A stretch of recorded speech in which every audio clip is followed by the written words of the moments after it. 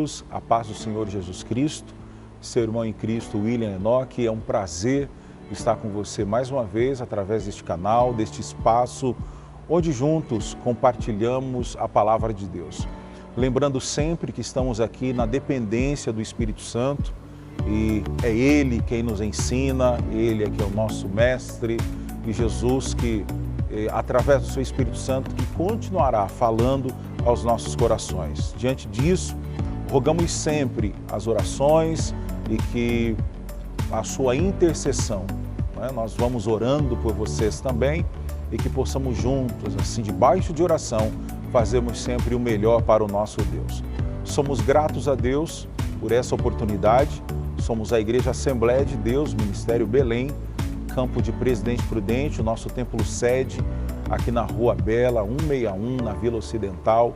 Nossa igreja que é presidida pelo pastor Samuel Padilha de Siqueira, a qual temos a honra de cumprimentá-lo, agradecer pela oportunidade e lembrar a você que sempre que desejar, você é convidado, é convidada a participar de um dos nossos cultos. Nossa escola dominical, sempre às 9 da manhã, todos os domingos estamos aqui, 9 da manhã para a escola dominical. À noite, 19 horas, temos um culto para a família, para todos nós juntos nos alegrarmos na presença de Deus. Toda terça-feira temos culto de oração e ensino da Palavra de Deus. A partir das 19 horas já tem oração. E na quinta-feira também o culto da vitória com o pastor Alex. Então sempre tem aqui um espaço, uma porta aberta para que você ouça a Palavra de Deus. Mais um pedido, compartilhe esse vídeo, divulgue, evangelize, fale de Jesus para alguém através das suas mídias sociais. Temos a certeza que pessoas serão alcançadas pelo poder da Palavra de Deus. Hoje vamos para a nossa 9ª lição do dia 27 de novembro de 2022, Gog e Magog, um dia de juízo. Apocalipse capítulo 20, versículo 8, é o texto áureo, e sairá a enganar as nações que estão sobre os 4 cantos da terra. Gog e Magog, cujo número é como a areia do mar, para as ajuntar em batalha. A verdade prática, a palavra profética anuncia que antes da restauração espiritual de Israel, virão Gog e seu bando para invadir a Terra Santa, mas eles serão derrotados. A leitura bíblica em classe, livro do profeta Ezequiel, no capítulo 38, do versículo 1 ao 6, depois capítulo 39, do 1 ao 10. Esse texto, ele é rico e nós vamos aprender na aula de hoje que o livro trata dessas profecias, dos acontecimentos vindouros e toda a ocasião que fazemos uma referência a Og e Magog. Vamos aprender hoje, por exemplo, como objetivo da lição, que é identificar quem é Gog, o que é Magog, qual o contexto escatológico dessa profecia, qual é a motivação para isso. Então, é um texto cuja temática é bastante densa e exige bastante análise, uma compreensão bem alinhado ao que diz de fato aqui o texto sagrado, exatamente porque quando olhamos para essa história bíblica, a nação de Israel está diante de uma colisão de nações com o propósito de destruir, e isso ocorrerá antes ou no início da grande tribulação.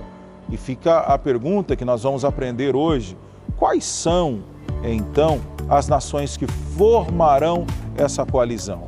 Essa lição vai expor bastante coisa a respeito deste assunto. E é válido lembrar que em diversas ocasiões nós temos a sensação assim, é bem complexo, é difícil essa compreensão. Então, quando nós fazemos uma referência a Og e Magog, devemos lembrar de antemão que, como predito aqui por Ezequiel no capítulo 38, é uma lista, né, com 10 nomes, sendo Gog um título, como se fosse de um faraó, de um César, de um presidente, de um líder. E Gog é também chamado de príncipe e ele será esse líder da invasão a Israel. No entanto, vamos ver ao decorrer da lição os outros nomes, pelo menos 9. E aí, para a gente pensar, né, Magog tem uma alusão muito clara à região da Ásia Central, das repúblicas islâmicas. Vamos lembrar um pouquinho da antiga União Soviética, ou seja, uma região ao sul da antiga União Soviética, com mais ou menos 60 milhões de muçulmanos. A própria Bíblia cita um outro nome que está lá no texto, Rus, uma alusão à Rússia. Turquia nós entendemos hoje, sabemos da Turquia, mas aqui no texto é a referência a Meseque. Tubal, que vamos aprender também, é uma referência à Turquia. Pérsia, né, uma região ali do Irã, né? Também lembrar que vamos estudar hoje, que nós vamos ver aqui no livro do profeta Ezequiel, uma outra alusão à Etiópia, que é o país do Sudão, Puti, que é a Líbia, Gomer, a Turquia, agora sim, Togarma, novamente outra região da Turquia. E por que a Bíblia faz e contracena com esses pontos? Exatamente para pensarmos que é um anúncio. Veja, o título da lição é Um Dia de Juízo. Já lemos que a palavra profética anuncia: antes dessa restauração espiritual, virão Gog e seu bando para invadir a Terra Santa. Então vamos aprender, esses são os tópicos da lição de hoje, sobre a identidade dos povos invasores, pelo menos na primeira parte. Depois, a identidade, a segunda etapa dos povos que irão invadir. No terceiro tópico, trabalharemos o contexto escatológico. Como que isso se aplicará, como que iremos entender e, o mais importante, o que significa e como que, para mim, um cristão, esse texto, essa temática a ser estudada, ela é importante. Qual a relevância de entendermos esses preceitos?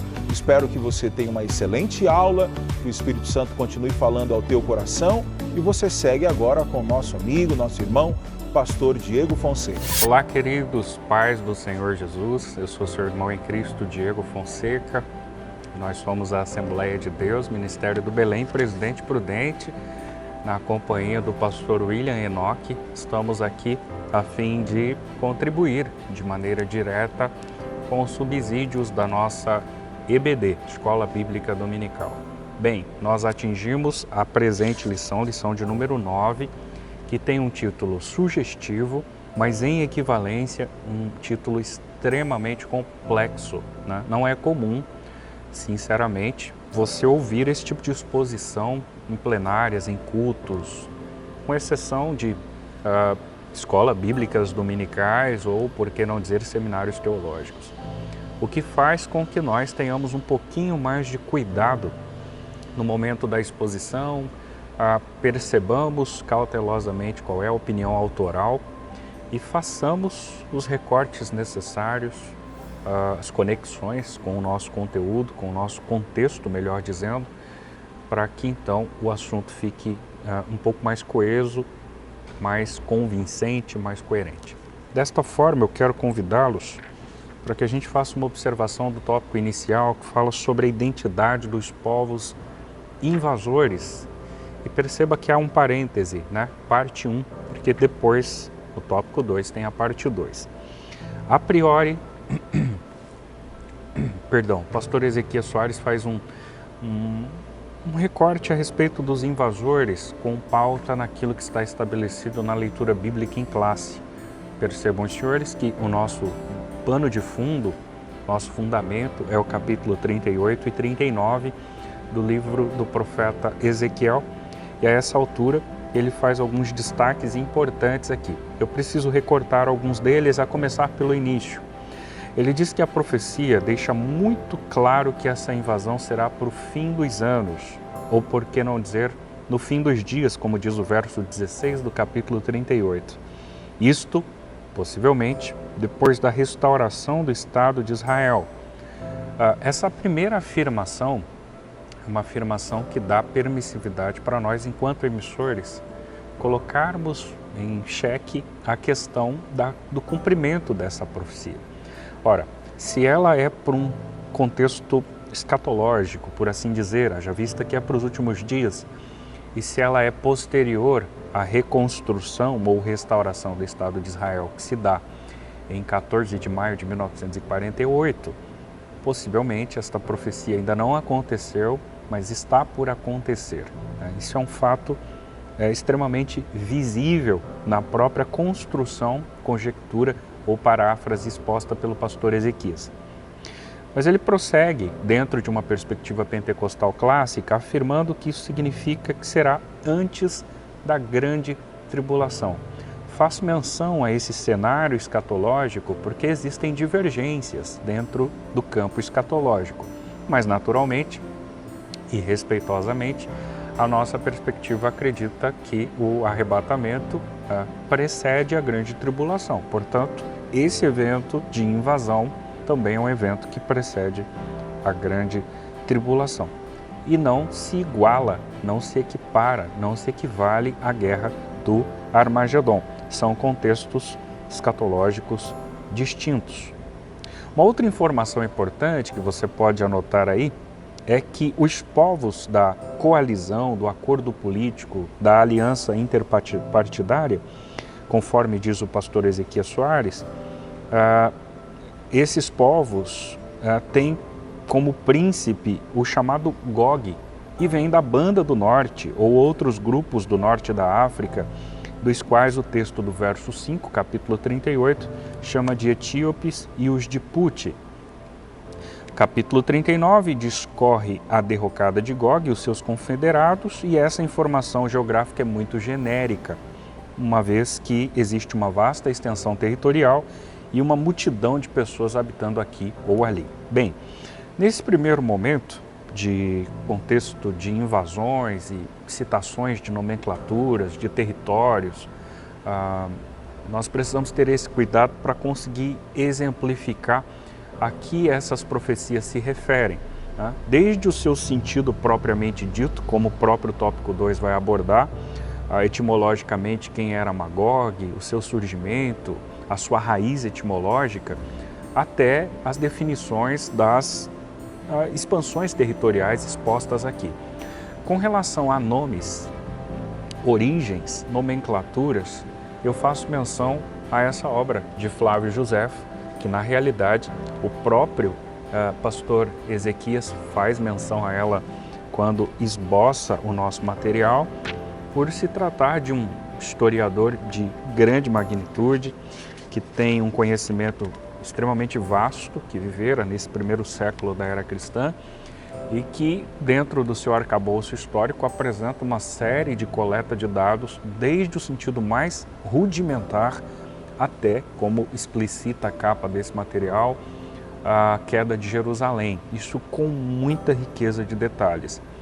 Então, Flávio Josefo, na condição de historiador, consegue explicitar informações muito ricas com relação a essa ideia etimológica das pronúncias, como, por exemplo, o próprio Magog, algo a ser explorado no tópico 2, mas que pode, de antemão, explicitar a sua origem, o número de expressões que estão sendo mencionadas na Bíblia Sagrada, que você pode encontrar no próprio livro de Ezequiel, Gênesis capítulo 10 e o viés escatológico de Apocalipse capítulo 20.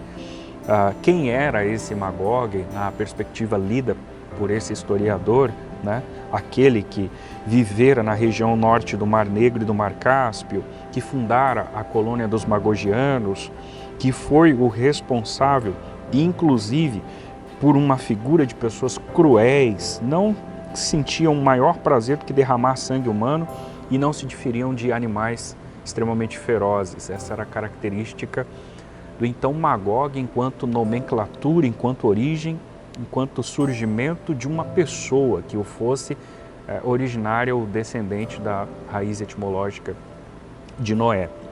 Agora, obviamente que o Magog aqui são apresenta uma junção de nações, né? Haja vista que nós temos um acordo político, nós temos uma aliança interpartidária, uma coalizão E é justamente nesse contexto que Magog se apresenta, tendo como líder a figura de Gog, algo apresentado no item 3, algo que a gente também deve apresentar aqui. Bem, mas no item 2, o pastor Ezequias Soares apresenta um discurso sobre a compreensão da profecia. E ele diz que o discurso de Ezequiel deixa claro que a mensagem não é para o seu contexto, não é para a sua geração, mas para quando Deus fizer regressar o seu povo da diáspora de todas as nações da terra. Bem, todos nós sabemos do porquê houver essa diáspora, né? A princípio, desde o contexto de cativeiro, do qual o povo judeu foi submetido, estou falando de um contexto do século VI, aproximadamente antes de Cristo, um pouco antes, se levarmos em consideração o Reino do Norte. Depois disso, o domínio das nações medo-persas, os gregos, os romanos, e posteriormente essa diáspora tivera mais corpo a partir da década de 70, com a destruição de Jerusalém, e só voltar a 1800 anos depois, né? Nós estamos falando em aproximadamente 18 séculos, quando então ela volta a se tornar uma federação, uma nação, como mencionei, em maio de 1948. Para que exista uma compreensão a respeito dessa profecia, o pastor Ezequias vai dizer que é preciso compreender inicialmente que Ezequias comunica esse oráculo, mas não exatamente com cumprimento para a sua geração. Agora, como a profecia é para um tempo distante, esses oráculos foram vazados na linguagem do destinatário original, isto é, numa linguagem da época. Portanto, ela elucida uma série de termos, nações, das quais sequer existem hoje. Então, nós, enquanto leitores, precisamos agora ter esse cuidado de fazer a interpretação correta e a atualização dessas, então, possivelmente ou potenciais nações citadas na Bíblia Sagrada. Ele vai dizer que é necessário identificá-los e agora, uma vez identificados, atualizá-los o quanto possível. Isso tornará a profecia mais compreensível. E para isso, naturalmente, que você vai precisar de uma série de elementos externos que cooperem, que corroborem com a sua compreensão escatológica, bíblica, exegética, enfim, porque senão existe o risco de nós tornarmos essa profecia uma profecia alocada para esse contexto contemporâneo, ou seja, uma profecia que se dera nos dias de Ezequiel, algo que possivelmente não foi, e correremos o risco, inclusive, de fazer inclusões, inserções de talvez nações das quais a Bíblia não quis se referir.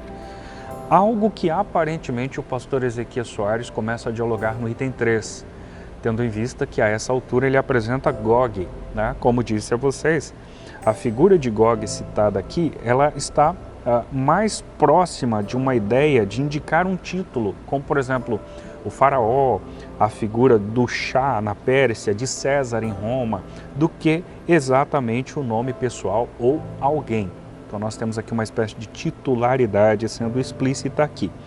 Agora observem no item 3 que ele vai dizer que o nome Gog, fora da profecia de Ezequiel, só aparece mais 2 vezes nas Escrituras, uma enquanto descendente de Rúben, sem qualquer vínculo com a profecia, e a outra na revolta de Satanás, na altura do capítulo 20, verso 8 do livro de Apocalipse.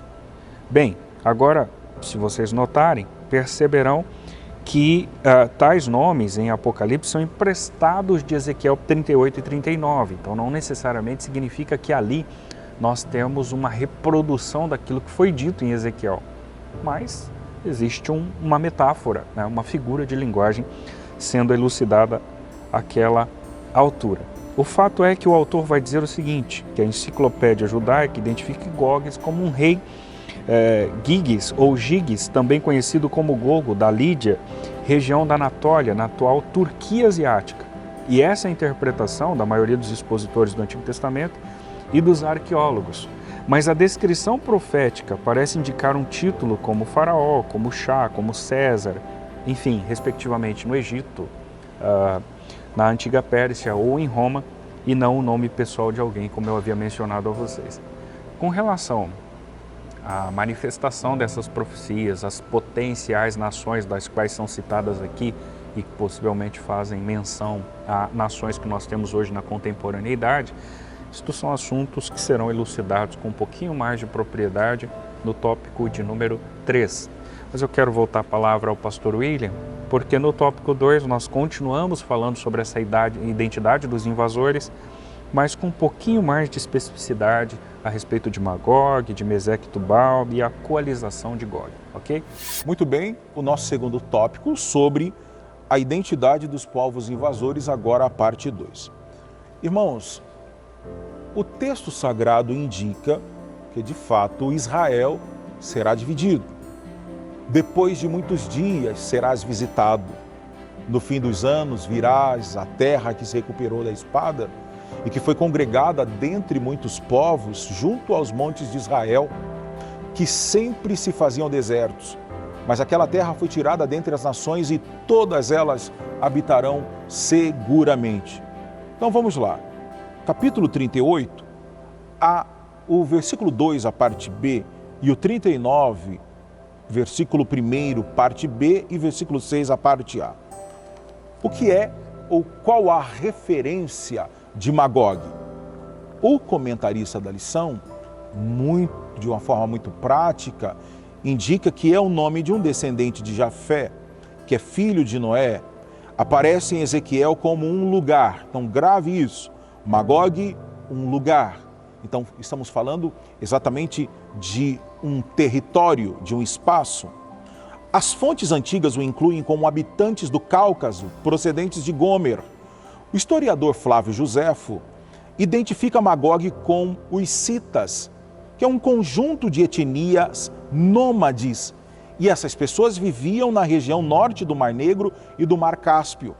Os citas aparecem no Novo Testamento juntamente com os bárbaros, capítulo 3, versículo 11 de Colossenses.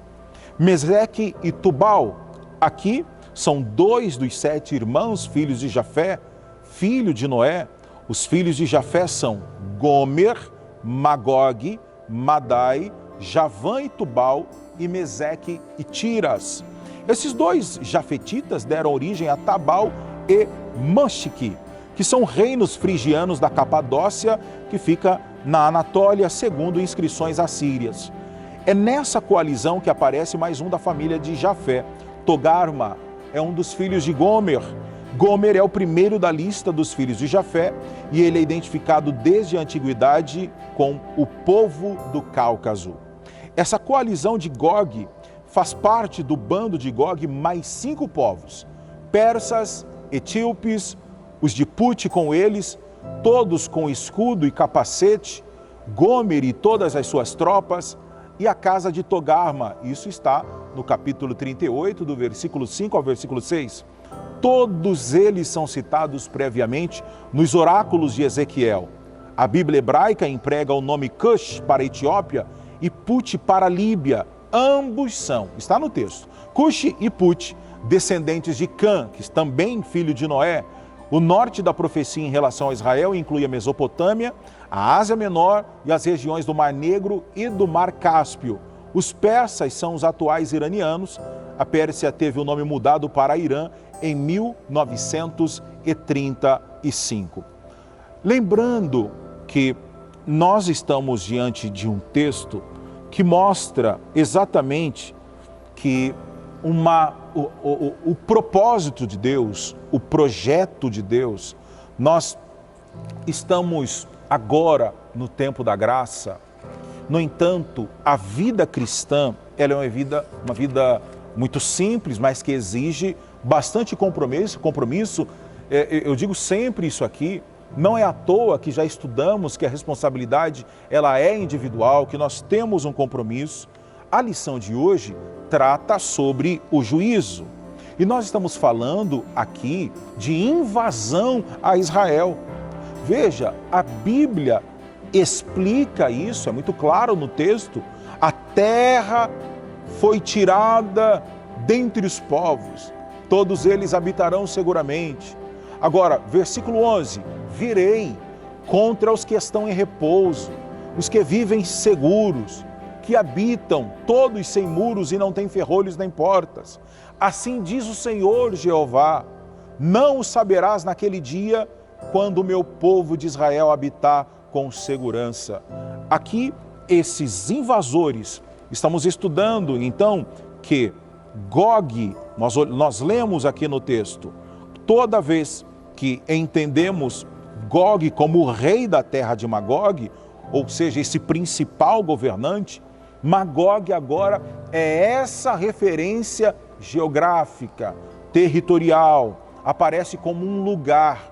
Então, vem de fato, a Bíblia é verdade, vai acontecer, muita atenção, porque aqui é uma descrição profética, é uma apresentação daquilo que vai acontecer. E por essa razão, é sempre importante estarmos muito atentos, muito cautelosos, observando que o aviso de Deus, que sempre foi muito seguro, o aviso de Deus sempre cobrando, incentivando uma vida orientada pela palavra de Deus, uma vida cristã pautada na verdade desta palavra, para que fiquemos então livres desse juízo. Então que possamos com atenção lembrar, aprender como estamos estudando aqui hoje, observando que sim, vem o dia do juízo. Esses invasores, esses preceitos aqui descritos, que nós lemos juntos aqui, tudo isso não é apenas uma invenção, não é apenas um retrato de um cenário, é um anúncio, é sim predito na palavra de Deus, é realmente um alerta para cada um de nós. Amém? Nós atingimos o tópico 3 e no tópico 3 o assunto é sobre o contexto escatológico. Bem, eu acho que num primeiro momento a gente precisa definir essa expressão escatologia. Em linhas gerais, escatologia nada mais é do que um estudo sobre as últimas coisas. Qualquer sujeito, indivíduo, cristão que se debruce sobre esse tipo de literatura, sobre esse tipo de pesquisa, naturalmente que ele fará um estudo escatológico, ok? Agora, é válido destacar também que dentro do arcabouço do oceano escatológico existe uma série de interpretações, uma série de visões, e essas visões em dados momentos se colidem.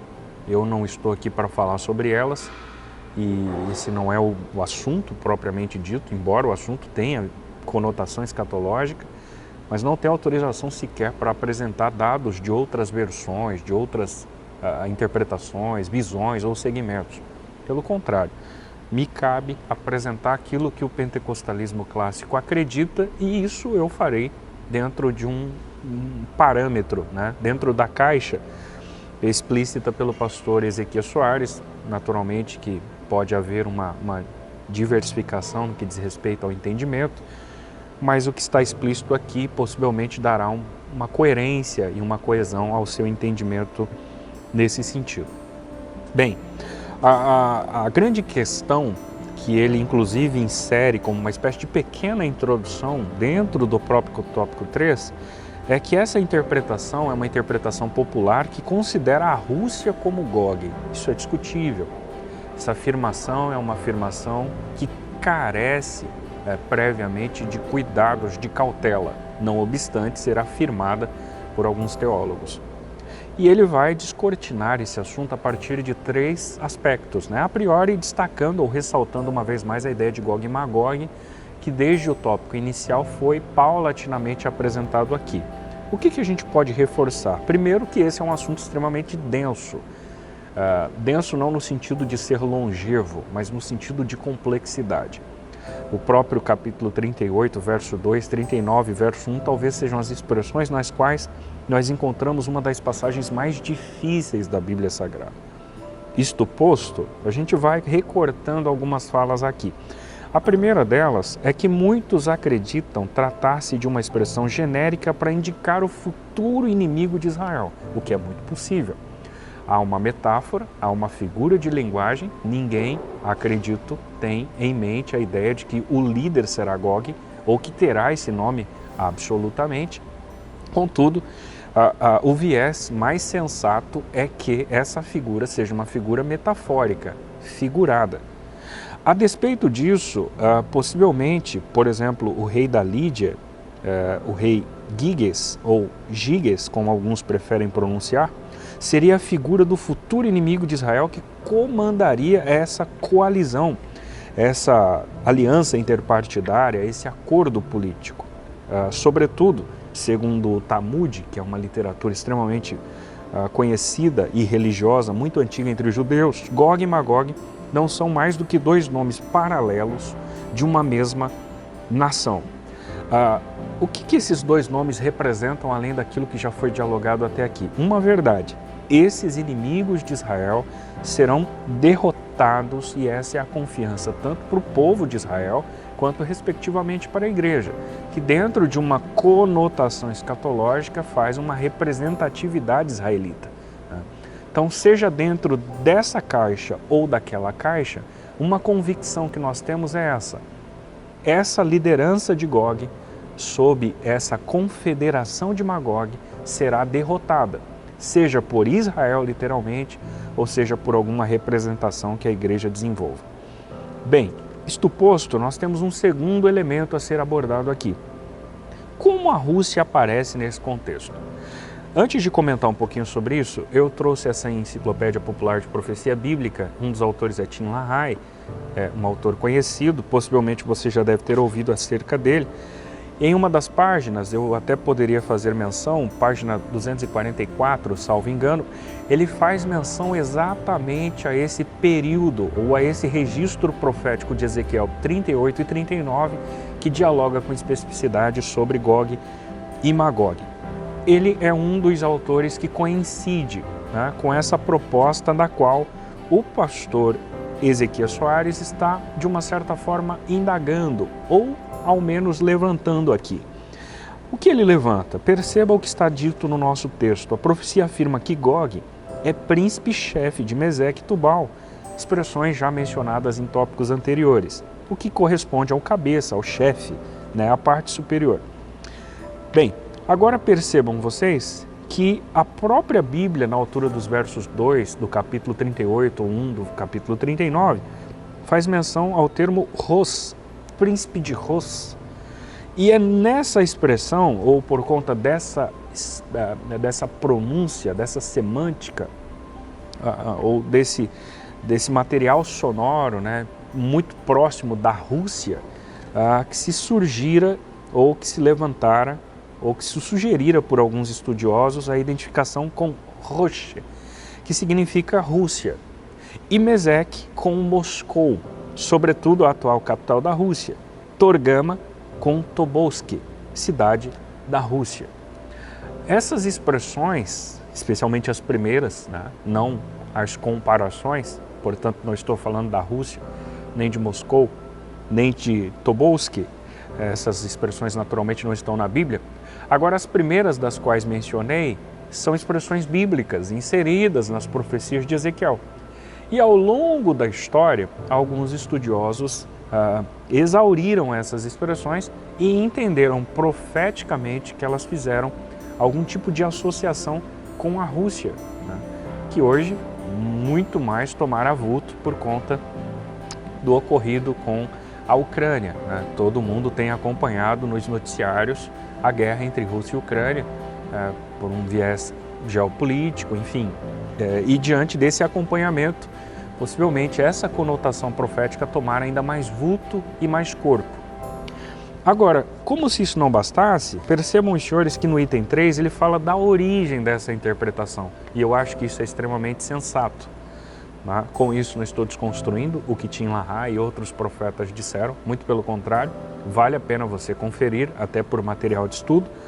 Mas a essa altura do item 3, o pastor diz o seguinte: esse pensamento não veio dos pentecostais, e muito menos se trata de uma doutrina ou de uma ideia oriunda dos dispensacionalistas. Então ele faz uma defesa.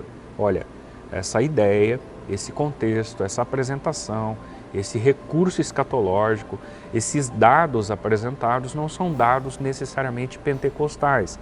O que ele diz? Essa interpretação vem de longe. Genésios, e a gente está falando entre o século XVIII e XIX, famoso orientalista alemão. No léxico hebraico desse sujeito, Rocher de Ezequiel 38:2 são os russos, para ele. Depois da Guerra Fria, o assunto foi ficando no esquecimento, mas com a guerra da Ucrânia em 2022, a relação entre Rússia e o Ocidente está voltando ao cenário mundial, o que era antes da queda do Muro de Berlim em 1989. Então, assim ele fecha o nosso material, ele fecha a nossa abordagem, fecha a nossa discussão e, de uma certa forma, não afirma se isto se refira exatamente à Rússia ou não. Aí você me questiona, por que não existe essa afirmação absoluta? Por que o pastor não se posiciona de uma maneira dogmática? Vocês perceberam que o próprio, e nós estamos lidando com um profissional extremamente competente, estudioso, que dedicara a vida em pesquisas, deixando muito claro que os textos de 38 e 39 de Ezequiel são extremamente complexos, de modo que as profecias em torno do capítulo em questão ou dos capítulos em questão são profecias, são entendimentos e compreensões superficiais, especulativas, né? Subjetivas, por que não dizer? Nenhuma delas podem ser afirmadas absolutamente. Por quê?